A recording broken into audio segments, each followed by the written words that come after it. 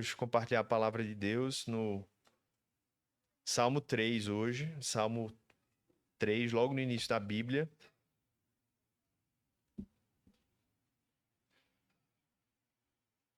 E a gente vai ler, para começar aqui, os versículos 1 e 2 desse salmo.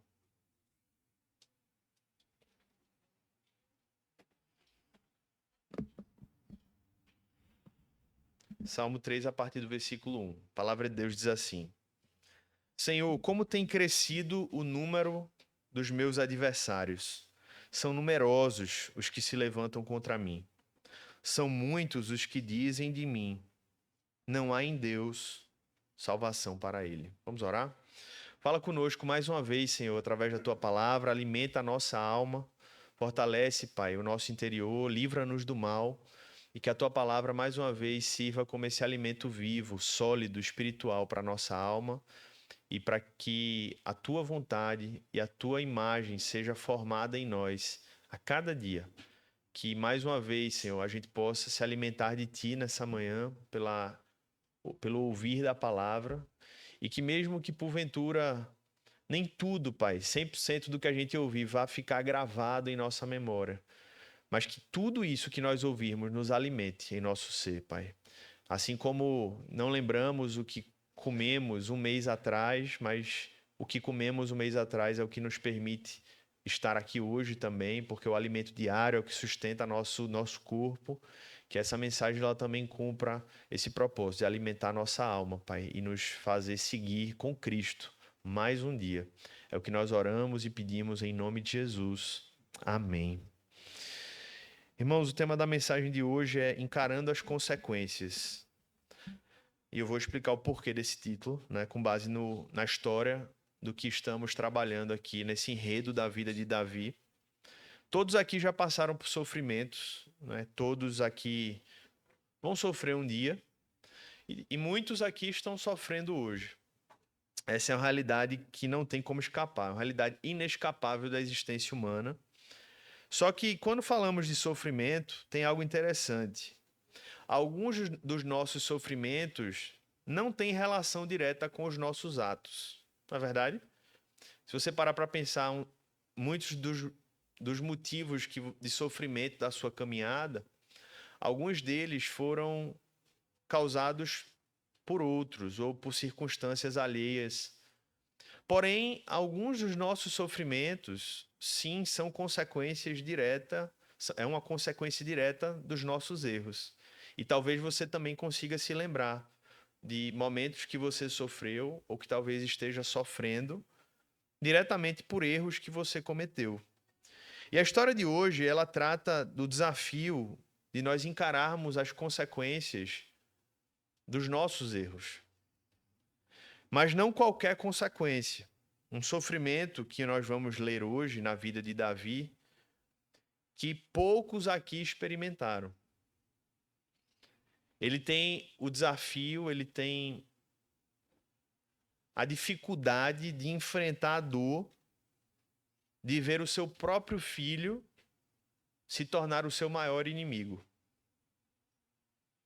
Seu filho Absalão, ele não apenas odeia Davi, mas Absalão chegou ao ponto de ódio, de ira, de indignação, que ele disse: eu não apenas odeio meu pai, eu não quero conviver com ele, mas eu estou decidido a derrubá-lo do trono e a matá-lo. E para piorar a história, Absalão não está sozinho. Ele estava acompanhado de todos aqueles, ou da maior parte daqueles que até então eram os liderados de Davi. O seu próprio povo se ajunta ao seu filho para derrubar, para matar, para tirar a vida de Davi. Absalão tinha conseguido aliciar muitas pessoas dizendo: o rei não os ouve, o rei não faz justiça, o rei, ele não está nem aí para vocês. Até que depois de todo esse drama, depois que Absalão consegue dissuadir aquela multidão, aquele povo, Davi recebe o recado de que Absalão está a caminho para tirá-lo do poder e para tirar a sua vida. Leia comigo 2 Samuel capítulo 15, versículos 13 e 14. E aqui um contexto, né? A gente, no domingo passado, falou sobre a queda de Davi, o momento que ele cede ao pecado, que ele trai e adultera com Batseba. E também vimos ali o coração de um homem que se arrependeu dos seus pecados, que foi perdoado pelo seu arrependimento. Mas literalmente essa história nos mostra que as consequências tiveram que ser encaradas. E isso que nós vamos ler agora, especificamente os versículos 13 e 14, é um dos exemplos mais vívidos e mais duros das consequências que Davi teve de encarar como consequência do seu ato. Versículos 13 e 14. Então o mensageiro veio a Davi, dizendo: todo o povo de Israel está seguindo Absalão. 2 Samuel, capítulo 15, versículo 13. Diante disto, Davi disse a todos os servos que estavam com ele em Jerusalém: levantem-se e vamos fugir, porque não poderemos nos salvar de Absalão. Saiam o mais depressa possível, para que ele não nos alcance. Lance sobre nós a ruína e passe a cidade a fio de espada. Do dia para a noite, o rei se tornou um fugitivo. E o seu próprio filho era o seu maior inimigo, o seu próprio filho era aquele que queria derrubá-lo, o seu próprio filho era aquele que o fazia fugir. Mas o mais triste, irmãos, dessa história é que tudo isso teve origem no seu pecado. Volta lá em 2 Samuel capítulo 12, versículos 9 e 10. Quando Natã confronta Davi, Davi se arrepende. Natã declara o perdão de Deus sobre Davi. Falamos sobre tudo isso no domingo passado. No meio desse diálogo, no versículo 9, ou melhor, versículo 10, Natã olha para Davi e diz assim: Davi, você está perdoado e você não morrerá. Lembram disso? Você não vai morrer. Por quê? Porque o salário do pecado era a morte, o adultério era punido com a morte. Então Davi era passível de ser morto naquele ato. Mas Deus diz: você não vai morrer. Mas agora, pois, a espada jamais se afastará da sua casa, porque você me desprezou e tomou a mulher de Urias, o heteu, para ser sua mulher. Irmãos, a materialização da espada jamais se afastando da sua casa, de maneira mais essa ilustração, essa aplicação de maneira mais vívida foi vista e pode ser vista no capítulo 15 que acabamos de ler. A espada que entrou na casa de Davi por causa do seu pecado com Batseba, agora cortou o vínculo mais precioso, ou um dos mais preciosos, na verdade, que ele tinha, que era a relação com o seu filho. Mas a verdade, irmãos, é que essa espada ela já vinha cortando esse vínculo há muito tempo. O pecado oculto de Davi abriu as portas para uma tragédia familiar que via se desenrolando e crescendo há muito tempo. Há mais de 10 anos, há 11 anos, a relação de Davi com os seus filhos, sobretudo com Absalão, não vinha bem. E isso se materializou de algumas maneiras até chegar a esse ponto. Primeiro, o filho mais velho de Davi, chamado Aminon, estava tão imerso em pecado, tão imerso em problemas, que a Bíblia diz que ele violentou a própria irmã.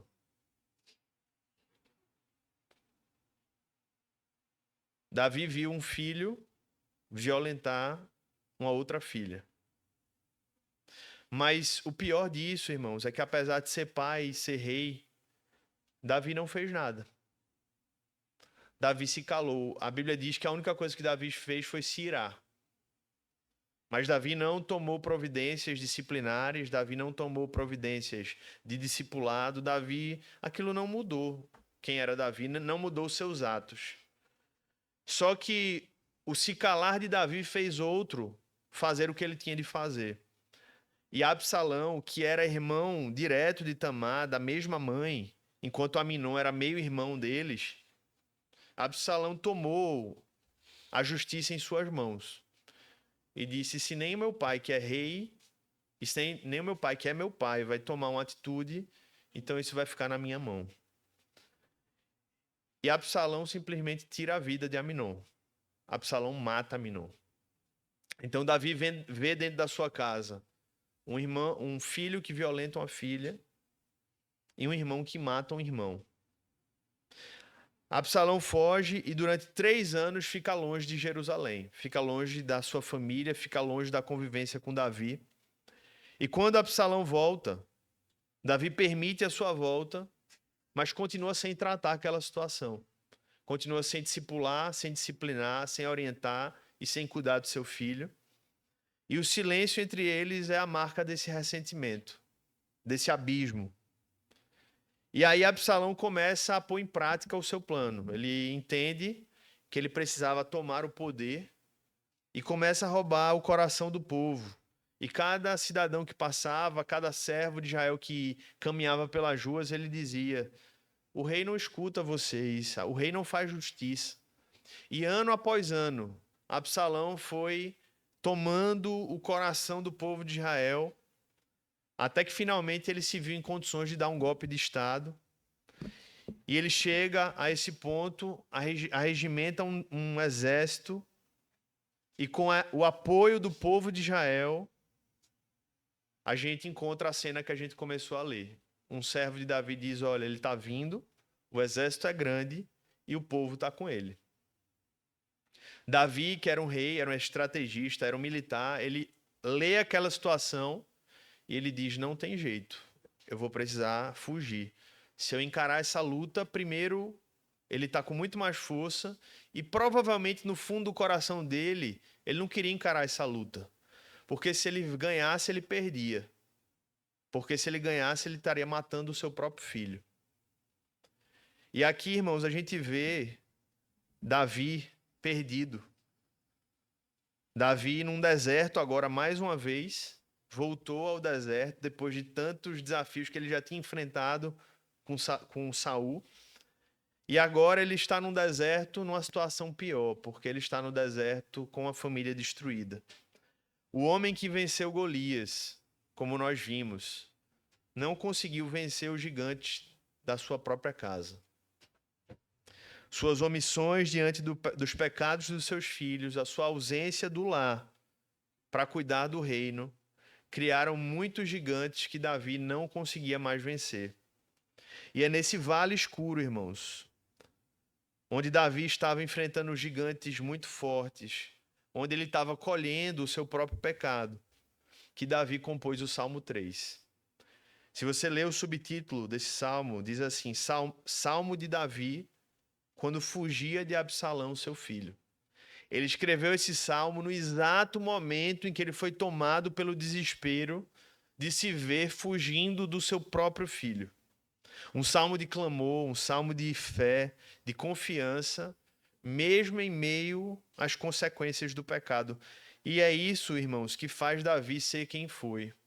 Porque você que tem acompanhado essa história com a gente aqui ao longo de vários meses, desde março, tem percebido que Davi cometeu muitos erros. As histórias se repetem de erros maiores, erros menores, erros graves ao ponto de ter gerado toda essa confusão. Mas essa marca na vida de Davi, ela precisa ser reconhecida. Mesmo nesses momentos mais absurdos de trágicos, mais desesperadores, ele continuava buscando a Deus, irmãos. Ele continuava buscando ao Senhor, ao ponto de esse salmo, num dos momentos que talvez seja mais profundo do que qualquer outro. Eu preguei um sermão aqui no fundo do poço, mas um outro título desse sermão aqui poderia ser Abaixo do Fundo do Poço. Porque aqui, irmãos, ele estava fugindo, ele tinha perdido o trono, mas agora a família dele estava... Ele tinha perdido tudo nesse momento. Ele tinha chegado a um lugar que ele não conseguiria imaginar que era possível chegar. mas ele continua buscando a Deus, mesmo nessa miséria de realidade que ele se encontrava. E ele nos deixa o Salmo 3. E nos versículos 1 e 2 que nós lemos, nós vemos claramente o momento de quando a dor causada pelos erros nos cerca. Era exatamente isso aqui que aconteceu.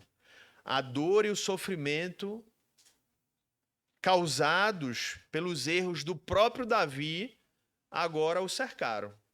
Agora ele viu que as palavras de Natã não eram palavras ao vento. Agora ele disse: Senhor, eu estou sentindo na pele. Ao ponto de que ele transmite com as suas palavras o que é que ele estava enfrentando. Ele diz: como tem crescido o número dos meus adversários. Literalmente. A cidade, o povo de Israel, a cidade de Jerusalém, a nação de Israel estava contra ele. Isso de um dia para a noite, pelo menos visivelmente falando. São numerosos os que se levantam contra mim. São muitos os que dizem de mim: não há em Deus salvação para ele. Davi está acuado aqui, irmãos, envergonhado, vulnerável, porque a traição agora não veio de Saul, veio da sua própria casa. Ele estava sendo publicamente humilhado. E pior, sendo acusado espiritualmente. O que ele ouvia é: não tem salvação para esse homem. Nem Deus pode ajudar mais Davi. Acabou para Davi. Nem Deus pode intervir mais nessa vida. O rei chegou ao fim da sua história. Ele havia sido abandonado. Pelo menos era o que diziam sobre ele. Parecia que não havia mais ninguém com Davi. E isso mostra pra gente, irmãos, a dura verdade que não pode ser ignorada aqui, porque é o que o texto mostra. É que, de fato, a graça de Deus, ela perdoa pecados. E graças a Deus por isso. E perdoa, limpa, lava. Nós, quando pecamos, não precisamos mais andar com o peso do pecado em nós. Porque o Senhor Jesus, ele nos lava e nos purifica de todo pecado, amém? Mas a graça de Deus não necessariamente remove consequências do pecado. É isso que está aqui no texto. É isso que a história de Davi mostra. E Gálatas também já nos fala sobre isso. Gálatas 6, versículo 7. A Bíblia nunca escondeu isso, dizendo: não se enganem, de Deus não se zomba, pois aquilo que a pessoa semear, isso também colherá. Quem semeia para a sua própria carne, da carne colherá corrupção. E Davi está colhendo, irmãos, mas pela graça de Deus, Davi está colhendo do melhor jeito que ele poderia colher, se voltando para Deus. E até isso é graça. Porque colher sem a graça de Deus é destruição, certo. Mas quando nós colhemos determinadas consequências de pecados com a graça de Deus, aí é que nós podemos saber que existe esperança para passar por essa situação, amém, irmãos? E ele escolhe colher se voltando para Deus, mais uma vez, não negando sua culpa. Mais uma vez, nós vemos que Davi não tenta se justificar. Isso mostra o coração de um homem que teme a Deus. E a gente vê um homem que começa dizendo: Senhor, Senhor, tem misericórdia. E a primeira coisa que precisa ser aplicada para nós aqui é essa consciência, irmãos, de que nós precisamos sim crer de todo o nosso coração, de que a graça de Deus nos purifica de todo pecado. Isso é verdade, isso é bíblico, isso é necessário para a nossa alma. Mas precisamos também aceitar que a graça de Deus também nos ensina pela disciplina. Deus continua sendo bom mesmo quando nos permite que passemos por consequências amargas. Deus continua sendo bom mesmo quando nos faz passar por experiências difíceis que decorrem dos nossos próprios erros. Portanto, quando a dor causada pelos seus erros lhe cercar, encare essa dor, encare essas consequências, mas não olhando para baixo, não olhando para si, encare olhando para o alto, amém? É a primeira coisa que Davi nos ensina. Quando a dor que nos alcança pelos nossos erros nos cerca. Nos versículos 3 e 4 ele segue dizendo assim: É a oração. Primeiro, Davi reflete no que as pessoas falavam sobre ele. O que é que as pessoas dizem sobre mim? Agora ele fala diretamente a Deus. E ele diz: porém tu, Senhor, porém tu, Senhor, porém tu, Senhor. Que é curiosamente as mesmas coisas que Paulo fala para Timóteo. Tu, porém, Timóteo. Porque o porém, meus irmãos, na vida cristã é crucial. Porque se não for o porém de Deus na nossa história, a gente estava perdido. Porque se nós seguíssemos os fluxos naturais das nossas vidas, dos nossos pecados e das consequências que decorrem dele, nós estaríamos perdidos, irmãos. Mas louvado seja Deus, porque Deus sempre tem um porém para as nossas histórias. Timóteo, eles fazem do jeito deles, eles vivem do jeito deles, eles creem do jeito deles, tu, porém, não. Você vai viver de outro modo. E Davi agora é quem olha para Deus e diz: as pessoas estão me dizendo que acabei, Deus. As pessoas estão dizendo que eu estou abandonado. As pessoas dizem que não tem mais esperança para mim. Aí agora é Davi que olha para Deus e diz: porém tu, Senhor, tens outra palavra para mim. Porém tu traz esperança para minha alma. Porém tu tens um outro destino e uma outra resposta para minha realidade. E aí ele diz assim: porque tu és o meu escudo protetor. Tu és a minha glória, tu és o que exalta a minha cabeça. E mesmo caído, meus irmãos, Deus continuava, ou melhor, Davi continuava enxergando Deus como ele era. E isso é graça. Porque muitas vezes quando a gente cai, o que o diabo quer que a gente faça e pense é que a gente comece a ver Deus da maneira que ele não é. Mas Davi teve a graça de continuar poder contemplando a Deus como ele era. Ele continuava sendo escudo protetor, mesmo para um Davi caído. Ele continuava sendo a glória, mesmo para um Davi que colhia as consequências dos seus atos. E ele continuava sendo Deus que exaltava a cabeça de Davi, porque, mesmo tendo errado, ele se arrependeu dos seus pecados e a graça de Deus o perdoou. Então, o verdadeiro arrependimento, meus irmãos, não foge de Deus. O verdadeiro arrependimento, ele corre para Deus e, se necessário, grita por Deus. Porque provavelmente é o que nós vemos aqui no versículo 3, ou melhor, no versículo 4, quando ele diz assim, ó, com a minha voz clamo ao Senhor. Em outras traduções, muito bem poderia dizer, com a minha voz eu grito, eu peço a Deus, eu clamo pela sua presença, e ele do seu santo monte me responde. E essa é a graça de Deus em ação também, meus irmãos, porque mesmo nas consequências, mesmo colhendo os frutos dos nossos erros, Deus não nos dá um gelo. Deus não silencia, Deus não fica longe. Deus ele continua perto. Deus continua nos ouvindo, Deus continua respondendo, Deus continua falando. Por isso, mesmo no vale da sombra da morte, mesmo abaixo do fundo do poço, diga a Deus, olhe para Deus e diga: porém tu, Senhor, tens uma palavra diferente para mim. Diferente do que as pessoas que não te amam estão me falando nesse momento, diferente do que o meu coração enganoso está produzindo para minha alma. Portanto, quando a fé aprende a ver a Deus no meio da dor, meus irmãos, a restauração e a luta, ela é viável, ela é possível. Essa é a segunda lição aqui do nosso texto. Precisamos aprender a exercer fé e ver o Senhor agindo e presente no meio da dor. E o texto continua, na nossa terceira lição, versículo 5. Eu me deito e pego no sono, acordo porque o Senhor me sustenta. Você conhece esse versículo, né? Talvez você já tenha lido para si mesmo ou lido para o seu filho quando ele está com medo de dormir. Né? Inclusive é um bom versículo. Se seu filho tiver com medo de dormir de noite, lê esse salmo com ele, repita e creia que o Senhor pode trabalhar no seu coração por meio desse salmo também.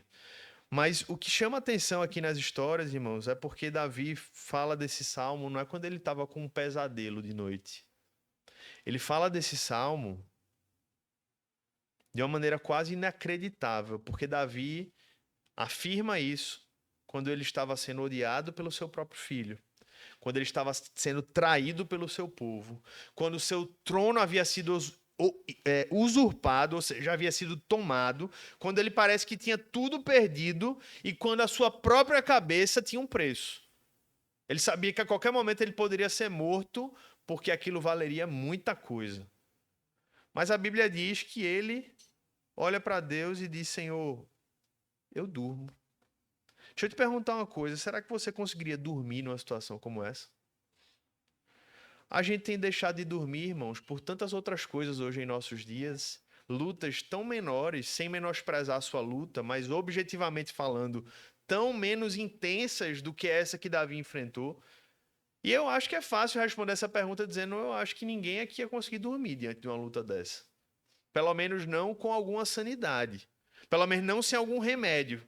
Na verdade, como em nossos dias tem, lá naquela época não tinha. Mas ele olha e diz: eu me deito e logo pego no sono. Milagrosamente, Davi dorme porque ele aprendeu. Mesmo com todos os seus erros e falhas, ele aprendeu a encarar as consequências dos seus atos confiando em Deus. Meus irmãos,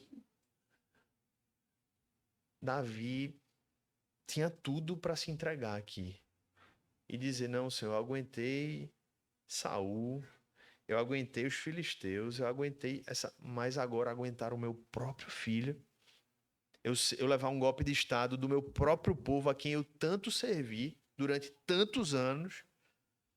E qual é o segredo, irmãos? Ele aprendeu a encarar as consequências dos seus atos confiando em Deus. Ele continuava confiando em Deus. E o que escandaliza ainda mais no texto é porque ele não apenas dormia, ele também levantava.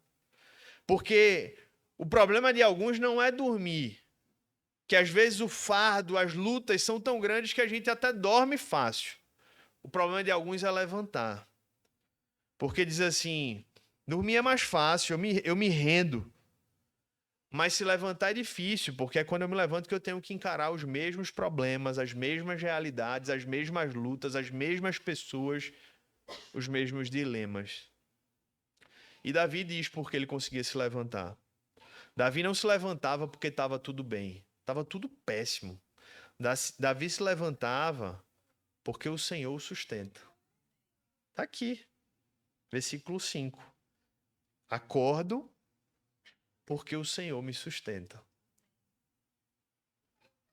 O perdão de Deus, meus irmãos, não apaga a realidade ao nosso redor, mas lança uma nova experiência para o nosso coração. Será que você chegou hoje aqui depois de ter passado noite sem dormir, cheio de preocupações, de angústias, dilemas, ansiedades? Ou será que você chegou aqui sem nenhuma vontade de levantar, porque o seu único desejo era simplesmente ficar em cima de uma cama, para não encarar as mesmas realidades, as mesmas lutas e os mesmos sofrimentos que você tem tido que passar? Sabe o que Deus tem para te dizer hoje, meu irmão? É que a graça dele te permite descansar, te permite deitar e levantar, mesmo quando ainda colhemos tantos frutos e desafios de uma vida caída. Seja pelos nossos próprios atos, seja por vezes também por atos e males que outros nos fizeram. A graça de Deus nos permite descansar. Milagrosamente, ela produz em nossa alma uma capacidade que o homem não pode produzir.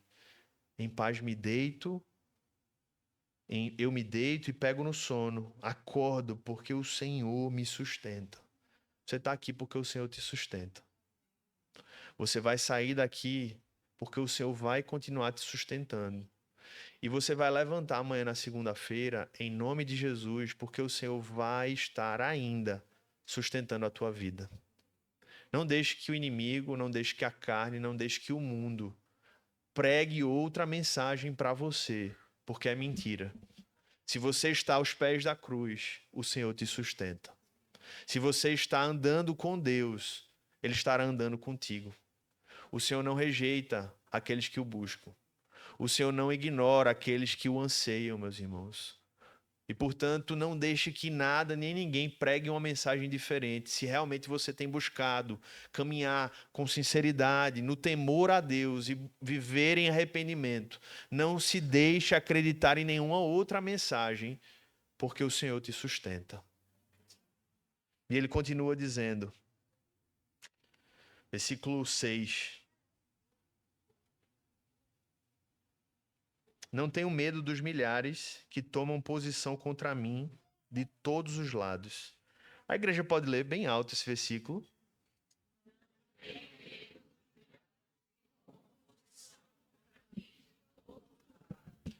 Parece que vocês estão com medo lendo desse jeito. Tem que ser de um jeito que mostre que não tem medo, certo? Vamos de novo?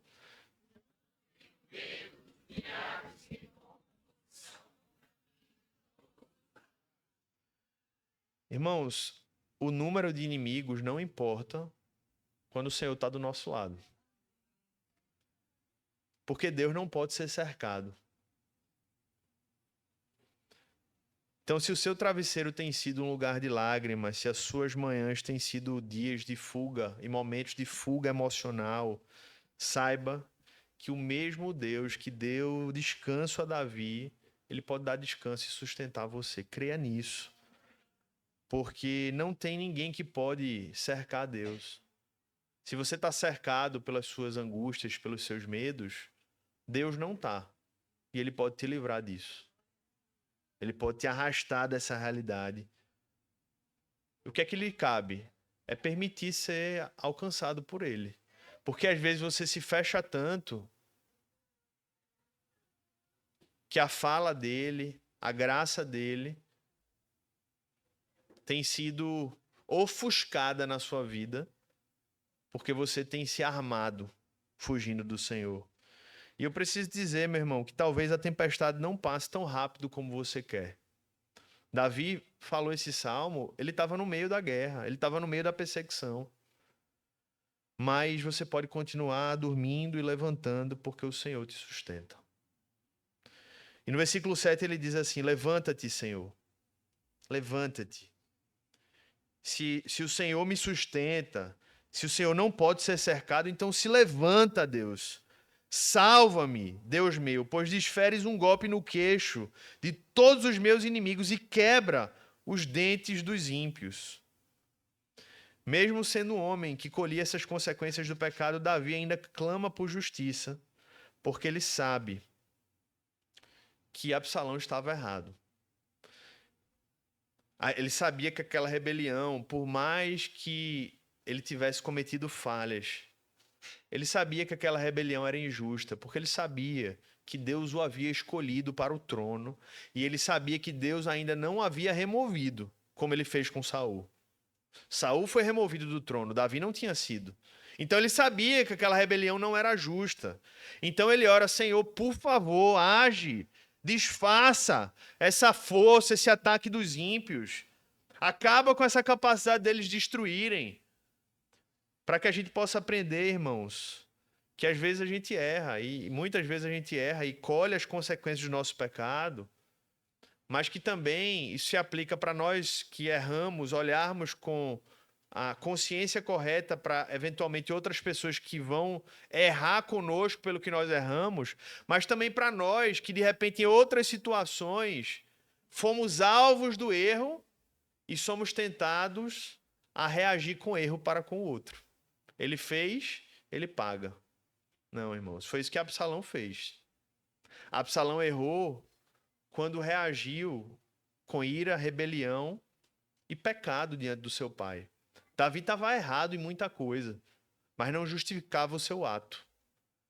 Então, o Senhor precisa também trabalhar em nossos corações, para que a gente possa discernir que determinados erros não podem ser nossos, não podem ser justificar, aceitar o erro dos outros.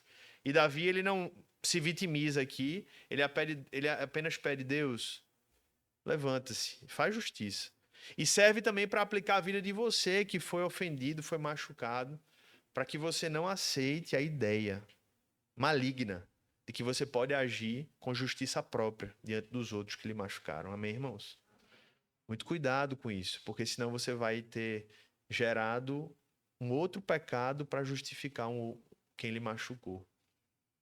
E Davi, ele tem esse cuidado de dizer: Senhor, eu não vou atacar Absalão agora, eu preciso entender o que é que está acontecendo, mas eu preciso pedir a tua ajuda, Senhor, eu preciso que o Senhor me responda. E foi isso que ele fez aqui no versículo 7. E no versículo 8 ele conclui dizendo: do Senhor é a salvação, a tua bênção esteja sobre o teu povo. E ele conclui com confiança, irmãos. E aqui nós vemos o momento em que essa esperança e essa confiança, ela realmente é fincada sobre Deus. Quando Davi começa o salmo no versículo 1, a sua alma estava inquieta, oscilante, perdida.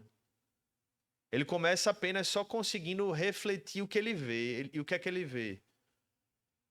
Os adversários dele se multiplicando. Ele vê milhares de pessoas contra ele. Mas se você olha para esse salmo como uma escada que vai mostrando um trabalhar de Deus na vida de Davi, o versículo 8 é belo, porque mostra Davi fincando a sua esperança e a sua confiança em Deus. Ele diz: do Senhor é a salvação, e a tua bênção esteja sobre o teu povo. Mostrando, irmãos, que Davi, ele sabia que a salvação não vinha das suas habilidades políticas, não vinha da sua popularidade, não vinha do seu mérito, nem muito menos do seu sangue. Ele sabia que a salvação viria e somente pode vir do Senhor. Mesmo em ruína, mesmo abaixo do fundo do poço, Davi crê que Deus ainda salva, porque ele diz: do Senhor é a salvação, e ele crê que Deus ainda abençoa, porque ele diz: a tua bênção esteja sobre o teu povo. E essa é a esperança do crente maduro, irmãos, porque cremos em um Deus justo e misericordioso que tem tudo em suas mãos, e a sua salvação também continua em suas mãos. Nossa salvação dos problemas atuais desse mundo não está naquilo que nós podemos fazer, naquilo que nós podemos planejar, nas nossas ideias, nas nossas iniciativas. Tudo continua nas mãos do Senhor. Com uma palavra, Ele pode fazer o que Ele quiser, mas principalmente a salvação pertence a Ele, nos disse o profeta Jonas: a salvação pertence ao Senhor. E o que é que mais um homem teme ou deveria temer? A sua salvação. Porque se ele perder a cabeça, se ele perder o pé, se ele perder o dinheiro, se ele perder o carro, é temporário. Mas se ele perde a sua salvação, que nós cremos que não se pode ser perdida, porque aquele que começou a boa obra é fiel para completá-la até o dia de Cristo Jesus. Mas se o homem teme perder essa salvação, por talvez acreditar que um dia nunca foi salvo de verdade, ele sabe que aquilo é uma consequência eterna. Ele sabe que aquilo é um destino eterno. Então eu queria dizer a você, meu irmão, que tudo pode estar desmoronando hoje. Mas se nós temos a salvação do Senhor, nós temos tudo. Era exatamente isso que Davi tinha entendido. Ele tinha entendido: está tudo acabando ao meu redor. Eu perdi meu reino, eu perdi minha família, eu perdi meus filhos, eu perdi meu exército, eu perdi meu povo. Mas se eu tiver a tua salvação, Senhor, eu tenho tudo. Se temos o perdão do Senhor, temos tudo. Se temos a bênção do Senhor, temos tudo. Na verdade, irmãos, se temos o Senhor, temos tudo. E o salmo termina, e é isso que é a beleza, talvez, desse salmo, porque o salmo termina, mas Davi continua sendo perseguido por Absalão. Ele compõe esse salmo no meio da guerra. Nada mudou fora, depois que ele acabou o salmo. Ele acaba de orar, ele acaba de escrever, ele acaba de compor, mas ele sai e a situação lá fora é a mesma. E talvez essa seja a maior beleza desse salmo, porque mostra, meus irmãos, que nada lá fora mudou, mas dentro tudo se fez novo. E talvez seja exatamente o que você pode viver hoje aqui nesse dia. Talvez você saia daqui com a mesma luta que você entrou. Na verdade, é muito provável. A não sei que o Senhor opere um milagre aqui durante o culto. E eu oro para que sim. Mas talvez ele não faça. E talvez a luta que você entrou, você saia travando ainda do mesmo jeito. Mas o milagre é que a sua alma pode sair diferente. Você pode sair restaurado, você pode sair confiante em Deus e que a sua alma saia, em nome de Jesus, mais contrita, mais humilde, mais esperançosa e principalmente com mais temor e amor a Deus, em nome de Jesus. Davi pecou, irmãos, caiu, destruiu a sua família, mas ele continuou confiando. E na verdade aqui Davi é mais uma vez, ele é um tipo de Cristo. Mais uma vez ele aponta para Cristo. Porque o verdadeiro rei, o filho de Davi, ele carregou todas as consequências dos nossos pecados sobre ele, para que mesmo quando a gente colha consequências dos nossos erros, a gente colha sabendo que o perdão dos nossos pecados é certo se houver arrependimento verdadeiro e principalmente para que a gente colha as consequências sabendo que a gente não está colhendo sozinho. E eis que estarei convosco todos os dias até o fim dos tempos.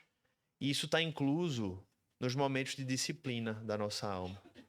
Quando você está sendo disciplinado pelo Senhor ou sofrendo pelo erro de outro, Deus está com você, meu irmão. Deus está ao seu lado.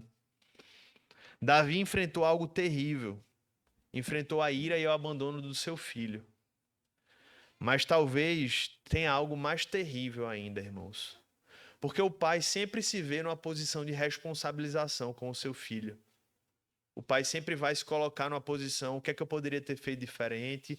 E isso nos move a um encarar daquela situação com mais graça, ou menos dificuldade, sei lá qual é a palavra, por mais difícil que seja. Mas Jesus enfrentou algo mais duro. Ele foi abandonado pelo próprio pai na cruz do Calvário.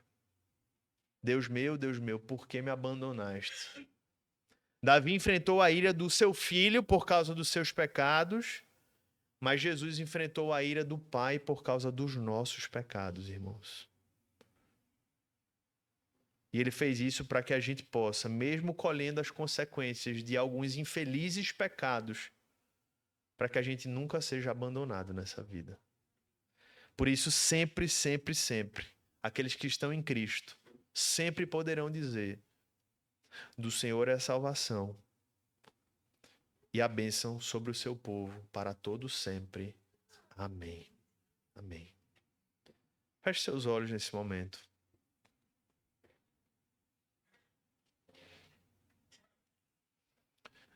Vamos orar ao Senhor. Pedir para alguém avisar lá as crianças que a gente está encerrando, para a gente chamá-las também para a oração. Mas enquanto isso, feche seus olhos. Aproveite esses momentos de silêncio até elas chegarem. E fale ao Senhor, responda a Ele. O que é que Deus falou ao teu coração, meu irmão? Não espere orar. Responda a Ele. Ele quer ouvir a tua vida, a tua voz, o teu coração. Ele quer tratar a tua alma. Responda ao Senhor nesse momento. Use esse momento para uma oração silenciosa na presença de Deus.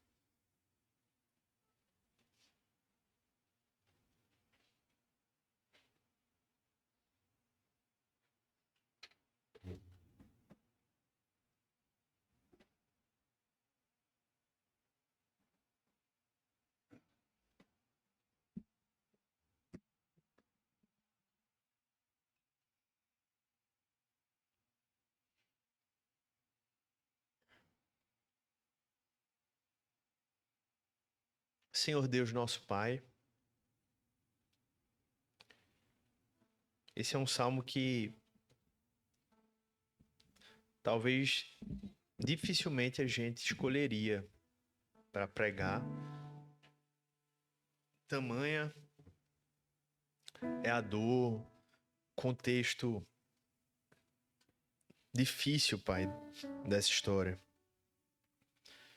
Mas a história de Davi, ela é bela E ela é profunda porque ela nos mostra situações que, infelizmente, muitas vezes nós chegamos lá também. E não imaginamos, Pai, que poderia haver saída. Mas o Senhor nos mostra que o Senhor veio para nos resgatar, nos salvar, nos perdoar. E refazer, Pai, até aquelas histórias, até aquelas situações mais difíceis. Que o Senhor nos dê a graça de encarar as consequências dos nossos pecados, olhando para o alto, Senhor, como fez Davi. Ele poderia ter se rendido aqui, Pai, a si mesmo, à bebida, ao prazer. Ele poderia ter entregue os pontos de várias formas, mas ele orou, e orou tanto, Pai, de maneira tão sincera, que o Senhor elegeu aquela oração para se tornar um salmo. Que assim seja conosco, que nós olhemos sempre para Ti, Senhor. Sejam aqueles que estão encarando as consequências de um pecado, sejam aqueles que estão sendo atingidos por um pecado, ou sejam aqueles que simplesmente estão tão perdidos que não sabem nem para onde ir ou o que fazer. Que nós olhemos para o alto, Senhor. Que o Senhor nos livre de olhar para as circunstâncias, porque Davi começou olhando para o lado, começou olhando para as circunstâncias. E ele começou a se desesperar, mas pela graça de Deus, depois ele olhou para o alto e disse: Senhor, tu porém tu, Senhor, que assim seja conosco, Pai. Que nós sempre possamos olhar para o alto e dizer: porém tu, Senhor, tu tens uma palavra diferente para mim da deste mundo. Eu quero ouvir a tua voz, Senhor. Eu quero encarar as consequências dos meus erros, mas eu quero, acima de tudo, confiar no Senhor, depender de ti, Senhor, ver a tua mão e o teu poder restaurando a minha alma. Ô Senhor, que o Senhor nos dê a tua graça nessa manhã e que nós possamos mais uma vez, Senhor, viver experiências milagrosas como a de Davi, que conseguiu dormir, ter a paz de Cristo, a paz de Deus em sua alma no momento de tanta dor. Que assim seja sobre nós, Senhor.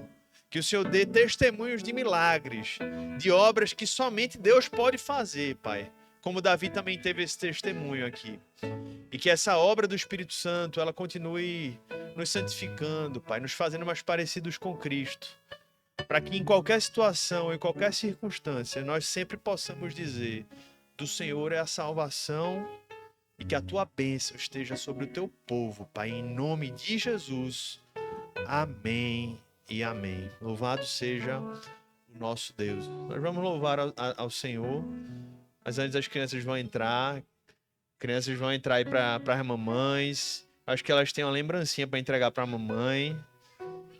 Então, sejam bem-vindas, crianças. Podem procurar a mamãe. Vai dar um abraço agora aí na mamãe. Só não derruba ela da cadeira, tá bom? Mas pode dar um abraço bem forte. Entregar um presente. Eita, chocolate, já quebrou a dieta, não foi? Olha aí, dá um abraço à mamãe. Um beijo da mamãe. Dá o presente da mamãe.